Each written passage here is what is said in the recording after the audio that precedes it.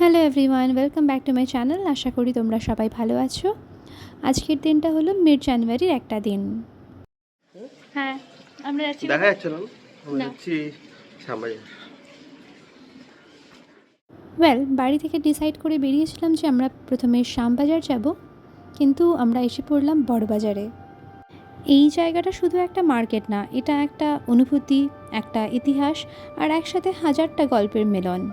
আমাদের কাজিনের বিয়ে আছে ফেব্রুয়ারিতে, সেই পারপাসই শপিং করতে আসা।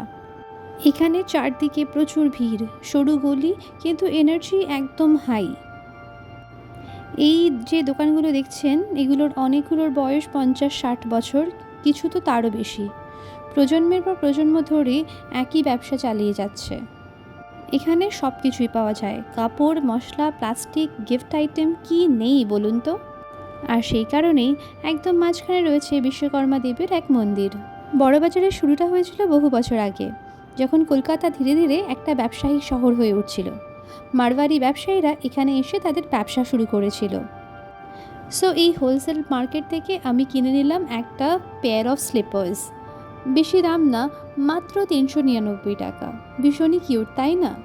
কিন্তু আজকের প্রায়োরিটি আমি নই। আজকের প্রায়োরিটি হলো অভিষেকের জন্য শপিং। ও চলে আসলো শেরওয়ানি কিনতে। এই শেরওয়ানিটা কিন্তু ওর খুব পছন্দ হয়েছিল। আমরা বাইরে ডিসপ্লেতে দেখেই দোকানের ভিতরে এন্ট্রি করলাম। শেরওয়ানি কিনে যখন বেরোলাম তখন প্রায় সন্ধে সন্ধে নামে। কলকাতার হলুদ ট্যাক্সি যেন শহরের এক চলমান স্মৃতি, প্রতিটা মোড়ে তার নিজের গল্প রেখে যায়। আমরা চললাম একটু চা খেতে। এত স্ট্রিট ফুড দেখেও কিন্তু শুধুমাত্র চাই প্রেফার করলাম।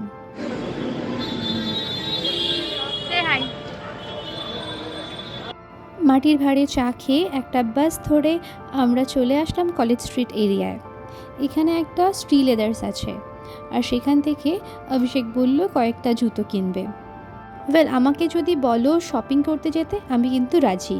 সেটা যদি আমার জন্য না হয় তাহলেও চলবে।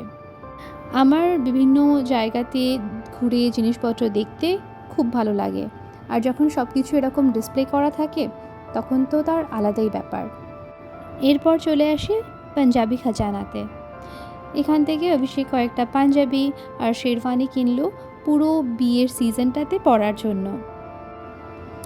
এতগুলো অপশন দেখে কোনটা নেবে আর কোনটা নেবে না এটা ডিসাইড করাটা কিন্তু খুব একটা ডিফিকাল্ট কাজ। তারপরেই আমরা রাস্তার অন্য পারে আদি ইন্ডিয়ান সিল্ক হাউসে চলে গেলাম। অভিষেকের মায়ের জন্য একটা শাড়ি কেনার ছিল। এখানে এসে আমরা অনেকগুলো বেশ সুন্দর সুন্দর শাড়ি দেখছিলাম। মনে হচ্ছিল যেটা দেখছি সেটাই তো পছন্দ হয়ে যাচ্ছে। তাই মাকে ভিডিও কল করে দেখাচ্ছিলাম যে কোনটা তার ভালো লাগে, যেটা সে চুজ করবে সেটাই নেওয়া হবে। শাড়ি শপিং করে কিন্তু বেশ খিদে পেয়ে গিয়েছিল, তাই আমরা রোড সাইডে ফুচকা খেতে চলে আসলাম। জানি আগে বলেছিলাম হেলদি খাবো, কিন্তু আর পারলাম না। Are you happy with your shopping? তো শপিং শেষ, আমরা একটা উবার বুক করে নিলাম। সো এটাই ছিল আমাদের একটা ছোট্ট শপিং স্প্রি। তোমাদের ভিডিওটা ভালো লাগলে লাইক করে দিও, and keep an eye on my channel for seeing such small occasions of my life, the tidbits of life.